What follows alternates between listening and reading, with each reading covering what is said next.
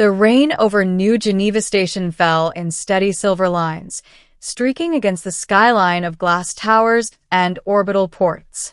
Inside a cramped apartment on level 91, Private Evan Cross sat in front of a flickering holoscreen, staring at the words he'd just posted on the civilian net. Roommate wanted quiet, clean, rent split 50/50ths. No species restrictions. He sighed. It was a desperate move, but his military stipend barely covered rent now that his service term had ended. The Earth Defense Corps had discharged him 6 months ago. Too much damage from the Cygni front, too many reminders he couldn't escape. The city didn't care.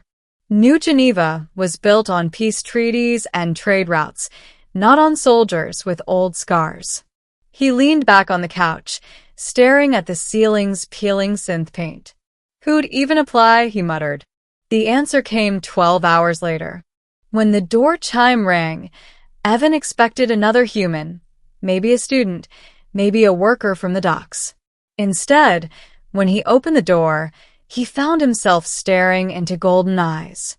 The figure standing before him was tall, nearly 2 meters, with slate-gray skin and silver tattoos that shimmered faintly with each breath. Her armor was minimal, ceremonial almost, and her expression calm, yet alert. "Private Evan Cross?" she asked, her voice low and melodic. Yeah. "And you are?" She extended a gloved hand. "Sarah of Clan Vare, former legionnaire of the Alliance." Evan blinked. You're a Valari? Is that a problem?" He hesitated. The Valari had fought beside humanity during the last war, but most people still looked at them like ticking bombs, giant, disciplined, unpredictable.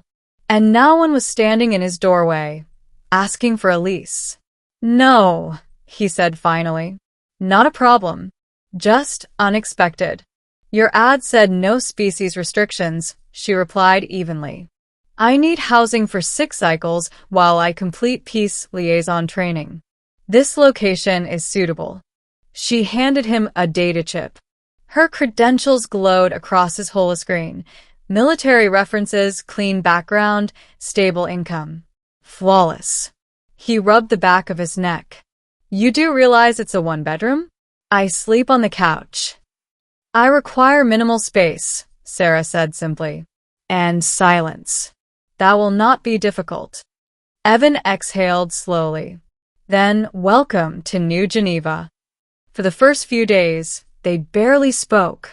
Sarah spent hours meditating by the balcony window, her eyes closed, face illuminated by the neon sprawl outside.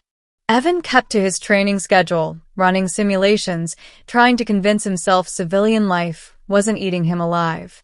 But silence between 2 soldiers never lasts long. It started one night when the city's curfew alarm echoed through the tower. Evan flinched. The sound was too much like the evacuation sirens from the war. He thought Sarah didn't notice, but she turned her head slightly. "You react as though under fire," she said softly. "Old habit," he muttered. "Hard to turn off." She studied him for a moment. "You fought at Cygni." He froze. "Yeah." "How'd you?" "Your insignia is from the 22nd. I was stationed on the Western Front." They stared at each other across the room, realizing they had survived the same hell on opposite sides of the trench. That night, they talked for hours. About the battles they'd endured. About the things they regretted. Sarah's voice was calm, but when she spoke of her lost squad, her hands trembled faintly. Evan understood that tremor more than any words. From then on, something shifted. They trained together in the mornings, her discipline against his instinct, her precision against his brute force. When she corrected his form, he caught the faint glimmer of scars beneath her wrist plating.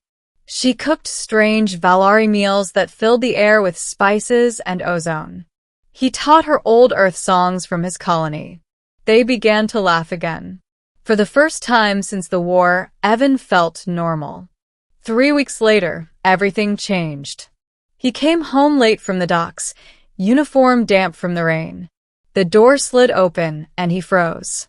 Sarah was standing in the center of the living room, armor on, blade drawn.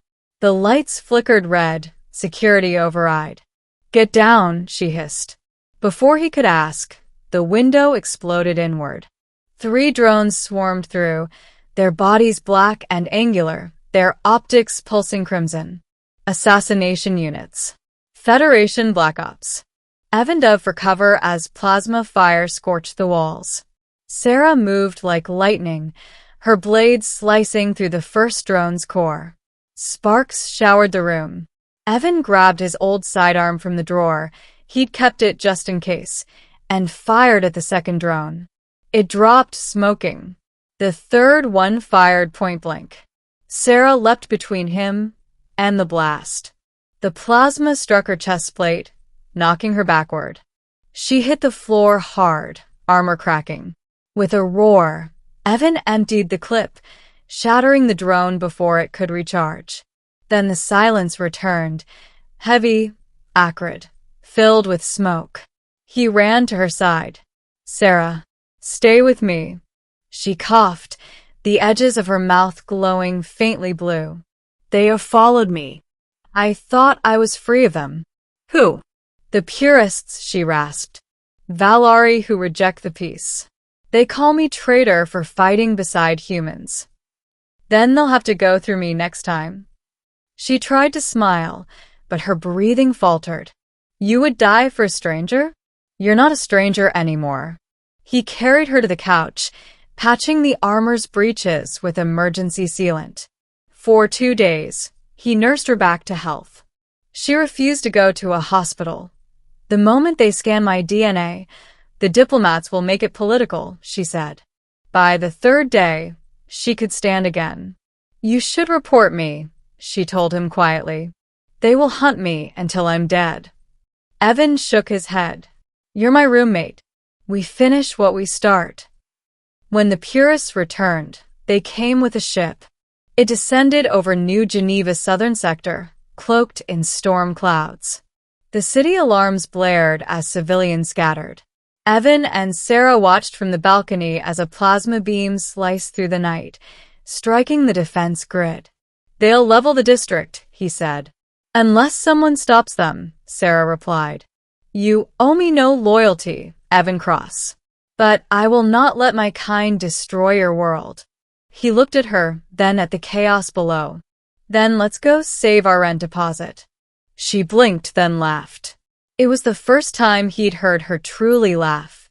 Moments later, they were inside a commandeered security skimmer, streaking toward the enemy drop zone. Evan's hands shook on the controls. Sarah sat beside him, reattaching her armor, every motion graceful and deliberate. "Do you trust me?" she asked. "Didn't think I had a choice." "You always have a choice," she said softly. They landed atop a cargo tower as the purest ship descended. Sarah leapt first, blade drawn, cutting through the shielding field, while Evan hacked into the weapon array. Drones swarmed them from every direction, their plasma bolts tracing arcs of light against the rain. "Almost there," he shouted. "Then hurry, human," she yelled back, cutting through 2 attackers with a flash of silver. Finally, the system unlocked. Evan rerouted the ship's main cannon, turning it inward. "Now,"